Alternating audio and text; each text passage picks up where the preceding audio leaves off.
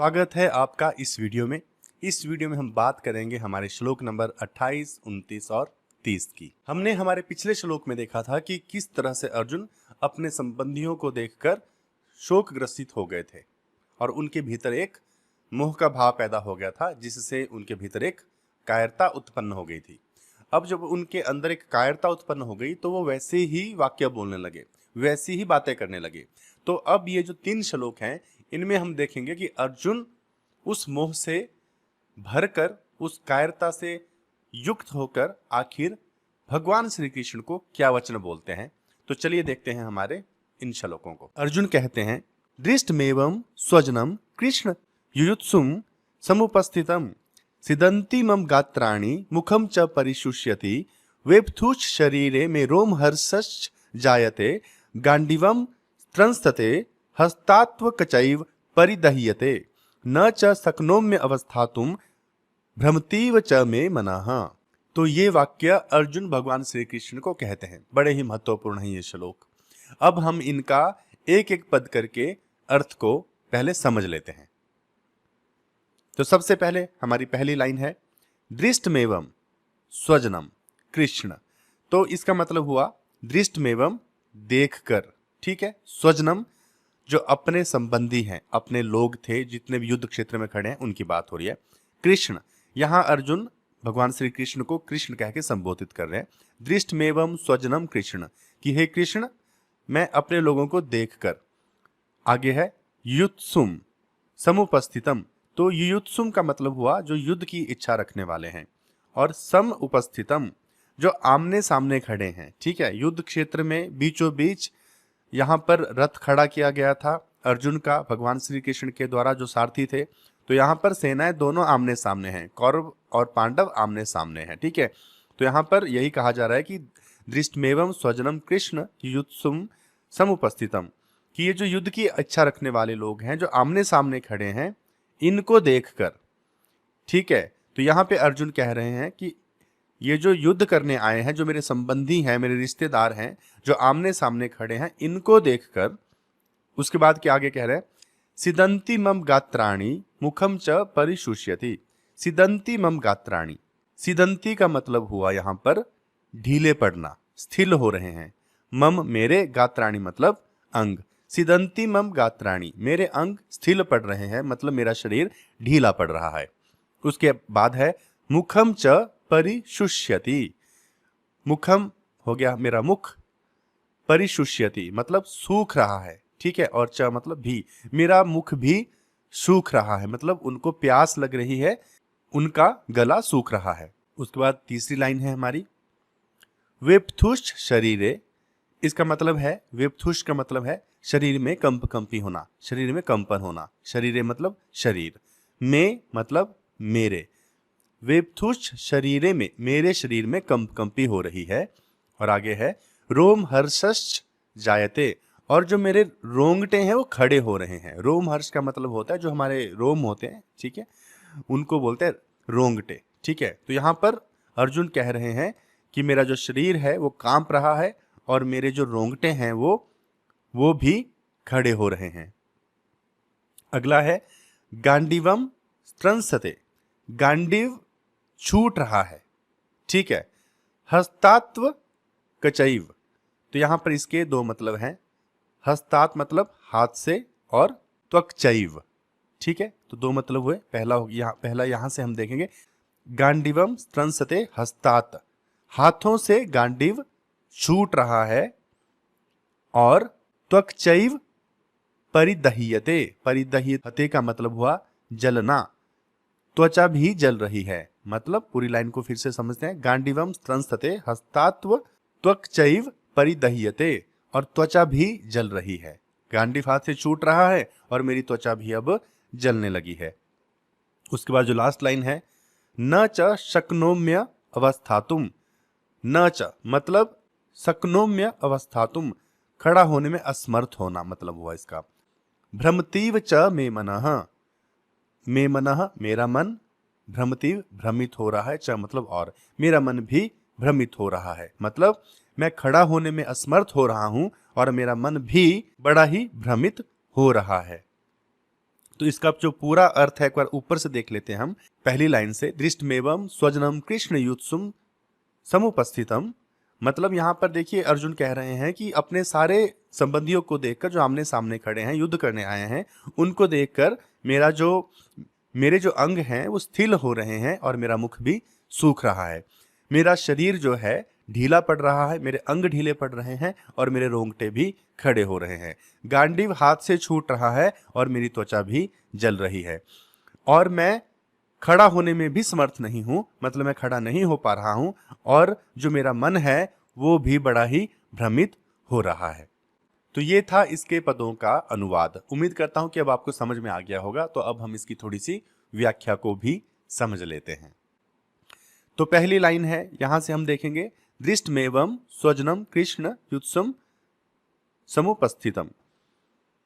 अभी जो पहली लाइन है इसमें पहला बिंदु यह है कि अर्जुन भगवान श्री कृष्ण को कृष्ण कहकर संबोधित करते हैं। ठीक है, तो इससे एक बात स्पष्ट होती है कि अर्जुन प्रेम से भगवान को कृष्ण ही कहते थे और भगवान कृष्ण अर्जुन को प्रेम से पार्थ कहते थे।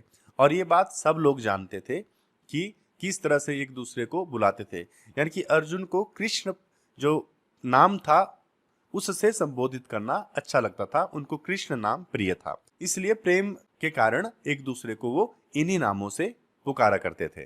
गीता का जो अंतिम श्लोक है उसमें भी संजय कहते हैं कि जहां पर कृष्ण है वहीं पर अर्जुन भी हैं, क्योंकि वो भी जानते थे कि इसी नाम से वे एक दूसरे को पुकारते हैं, इसलिए ये जो नाम थे ये भी लोगों में प्रसिद्ध थे, जग जाहिर था।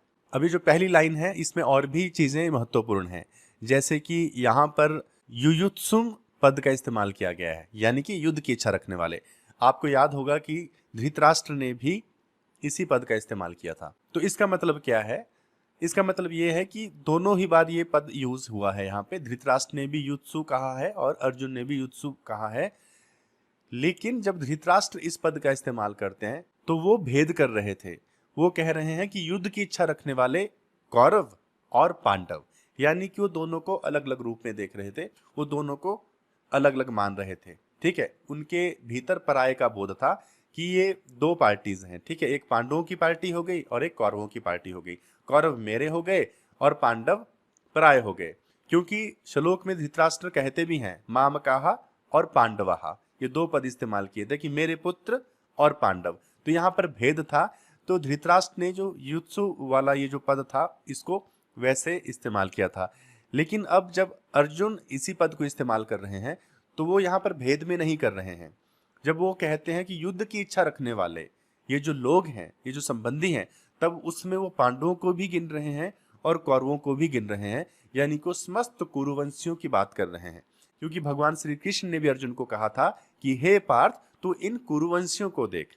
तो वही बात अर्जुन के मन में गई और उसी ने उनके अंदर वो भाव पैदा कर दिया कि ये सब मेरे अपने हैं, इसलिए अब वो ऐक्य के भाव में सबको देख रहे हैं। वो पराये का भाव नहीं है। अगर पराये का भाव होता तो अर्जुन युद्ध के लिए खड़ा हो जाता, उसकी ये हालत ना होती जो अभी हो रही है। तो इसलिए इन दोनों पदों का यहाँ पर अलग अलग मतलब स्पष्ट किया गया है। धृतराष्ट्र इस बात से चिंतित था कि कहीं उसके जो कौरव पुत्र हैं कहीं वो ना मर जाएं, उनको कोई नुकसान ना हो जाए। ठीक है, वो सिर्फ अपना देखकर चिंतित हो रहा था। लेकिन यहाँ पर अर्जुन देखिए, वो इस बात से चिंतित नहीं है कि पांडवों को नुकसान हो जाएगा, पांडव मरेंगे। उसको इस बात का दुख हो रहा है कि दोनों ही मरने वाले हैं। बेसिकली वो दोनों गिन ही नहीं रहा ना, वो गिन रहा है कि बस हम सब मरने वाले हैं, हमारा एक ही परिवार है, चाहे पांडवों से मरे चाहे कौरवों से मरे क्या फर्क पड़ता है, कुरुवंशी मरने वाले हैं, हम सब एक है और हम सब मरने वाले हैं। तो यहाँ पर जो भावना है वो बिल्कुल विपरीत है। धृतराष्ट्र के मन में अलग भावना थी, अर्जुन के मन में अलग भावना थी। पद एक ही है लेकिन दोनों का जो इस्तेमाल है वो अलग अलग नजरिए से किया गया है। अब इसी में एक और पद है दृष्टवा। दृष्टवा का मतलब है देखना। ये पद भी यहाँ पर 2 से 3 बार यहाँ पे प्रयोग हुआ। पहले ये जो पद है दृष्टवा, ये दुर्योधन के लिए इस्तेमाल हुआ, लेकिन जब दुर्योधन ने देखा था तो उसके मन में एक ही भाव था, युद्ध करना है, वो पांडव हैं और हम कौरव हैं। ठीक है, ये उनकी सेना है, उनकी सेना में कौन कौन खड़े हैं, हमारी सेना में कौन कौन खड़े हैं। तो ये दुर्योधन का भाव था। लेकिन अर्जुन के विषय में ये पद 2 बार आ गया।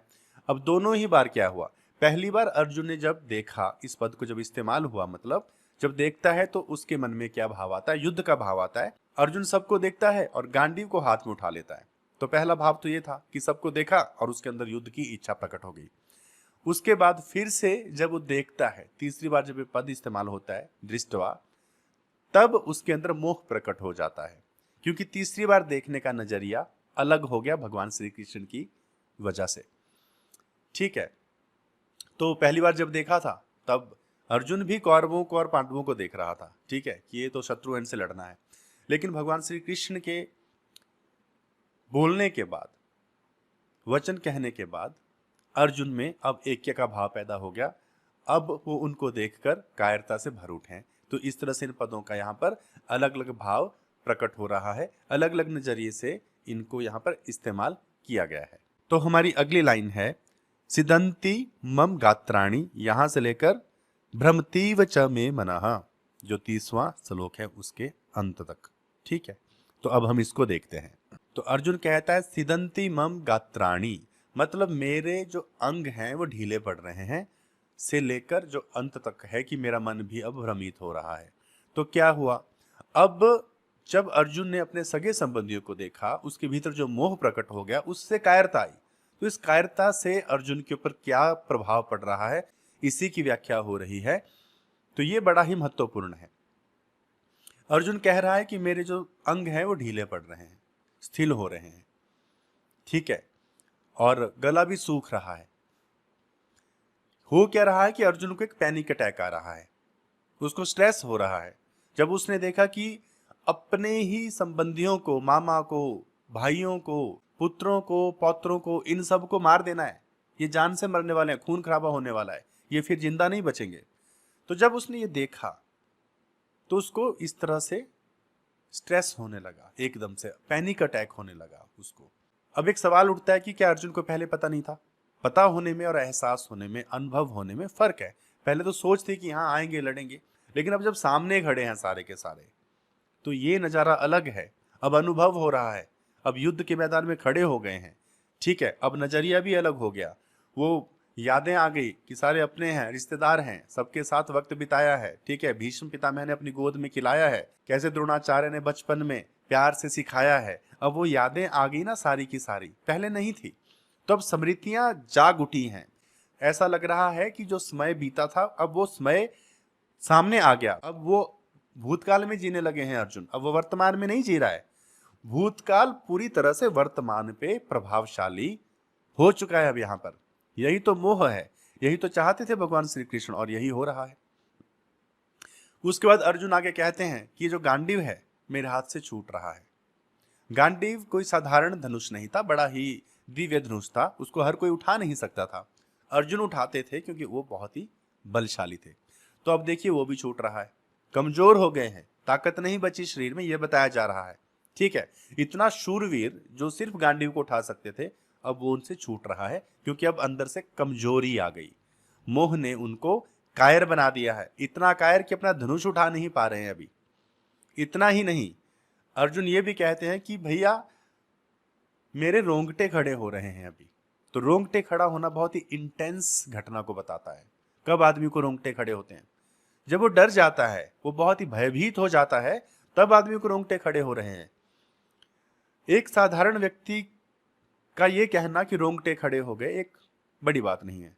अर्जुन का ये कहना कि रोंगटे खड़े हो रहे, ये बड़ी बात है। यहाँ पे ये बताने की कोशिश हो रही है कि क्या घट रहा है उधर, उसकी जो भावनाएं हैं वो किस स्तर पे जाके फ्लक्चुएट कर रही हैं, कैसे कौतूहल हो रहा है उसके अंदर, क्या द्वंद्व चल रहा होगा। तो भी रोंगटे भी खड़े होने लगे। इसके बाद अर्जुन आगे कहते हैं कि भैया अब मेरा मन पूरी तरह से भ्रमित हो रहा है और मुझ में खड़ा होने की भी ताकत अब नहीं बची है। आदमी के साथ ऐसा कब होता है? ऐसा तब होता है जब किसी को चक्कर आने लगता है, ठीक है, उसका पूरा सिस्टम ब्रेक डाउन हो जाता है, उसका तंत्र पूरा बिगड़ जाता है और वो नीचे गिरने लगता है। तो अर्जुन की भी यही हालत हो रही है अभी कि वो खड़ा नहीं हो पा रहा है, उसको लगता है वो गिर जाएगा नीचे, ठीक है। और दूसरा, अर्जुन ये भी स्पष्ट कर रहा है कि वासुदेव मेरा मन भ्रमित हो रहा है।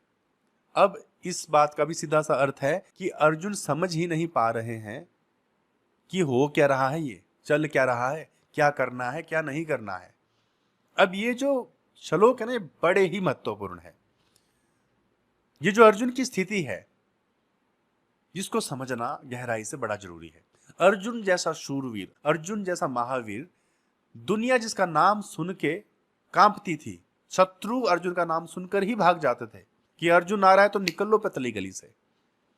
जो देवताओं के साथ युद्ध करता हो और राक्षसों को हरा देता हो, यानी कि देवता लोग अर्जुन को लेके जाते थे। सोचिए, राक्षसों को हराने के लिए अर्जुन को लेके जाते थे। वही अर्जुन है ये, जो पूरी तरह से कायर हो चुका है, जो कह रहा है रोंगटे खड़े हो रहे हैं, गला भी सूख रहा है मेरा, गांडीव तो छूट रहा है हाथ से, और मैं खड़ा नहीं हो पा रहा हूं और ना ही मुझे कुछ समझ में आ रहा है मैं क्या करूं। मैं पूरा भ्रमित हो चुका हूं केशव, समझ नहीं आ रहा मुझे क्या करूं मैं। रोने लगते हैं अर्जुन यहां पर पूरी तरह से।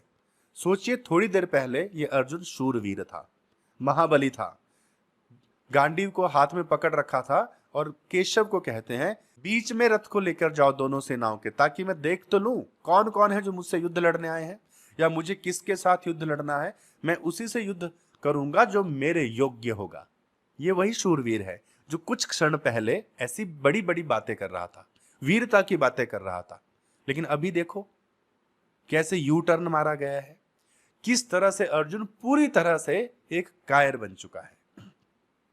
एक शूरवीर का कायर बनना क्या दर्शाता है, तो यहां से क्या भाव निकल के आ रहा है, अब हम इसको थोड़ा समझते हैं। भाव यही निकल के आ रहा है कि मोह किसी भी व्यक्ति को, चाहे वो कितना ही बड़ा शूरवीर क्यों ना हो, उसको कायर बना देता है। ये रिश्ते, ये नाते, ये हमारी कमजोरियां बन जाती हैं। यानी कि हम लोग भी अपने जीवन में अगर कमजोर बन रहे हैं तो हमारे मोह की वजह से। और जब मोह होता है ना, तो ऐसी स्थिति होती है, गला सूख जाता है, आदमी भयभीत हो जाता है, रोंगटे खड़ा होना क्या बता रहा है, डरना बताया जा रहा है। आदमी का डर भी यहीं से निकल के आ रहा है, गांडी भी छूट रहा है, मतलब आपका जो कौशल है, जो हुनर है, वो भी सब बेकार हो जाता है उस वक्त जब भावनाओं का आवेश चढ़ता है। तो भ्रमित हो जाता है अर्जुन, कुछ समझ नहीं पाता है। तो जब हम भावनाओं में पूरी तरह से बहते हैं तो स्थिति ऐसी होती है, माइंड पूरी तरह से वॉश हो जाता है, ब्लैंक आउट हो जाता है और कुछ नहीं समझ में आता है कि क्या करना है। इसको कहते हैं इमोशनल ब्लीडिंग, जो अर्जुन के साथ अभी हो रही है। तो यहाँ क्या बताने की कोशिश की जा रही है गीता में, सबसे बड़ी बात ये बताई जा रही है, जो पूरी गीता में बताई जाती है, कि मोह का जो बंधन है वो व्यक्ति को पूरी तरह से खोखला और कायर बना देता है। वो जीवन में आगे नहीं बढ़ सकता। अब देखो ना कि दूसरी तरफ शत्रु खड़े हैं, उसको मारने के लिए खड़े हैं, लेकिन अर्जुन कह रहा है कि भैया ये तो मामला गड़बड़ हो रहा है, ये तो मेरे सारे अपने हैं, इनको देखकर तो मेरी बैंड बज गई है। बच्चों के भांति यहाँ अर्जुन विलाप कर रहा है। तो भला क्या दशा हुई है अर्जुन की। अर्जुन कह रहे हैं कि त्वचा जल रही है, जलन हो रही है। अब युद्ध का क्षेत्र है, धूप तेज पड़ रही है, वो पहले भी वैसी ही पड़ रही थी, पहले भी स्थिति वही थी जो अब है। लेकिन अब हुआ क्या, अब देखिए क्या हुआ है कि अब अर्जुन लड़ना नहीं चाह रहे, युद्ध नहीं करना चाह रहे, वो इच्छा चली गई है उनकी अब, क्योंकि कायरता भीतर आ गई है ना।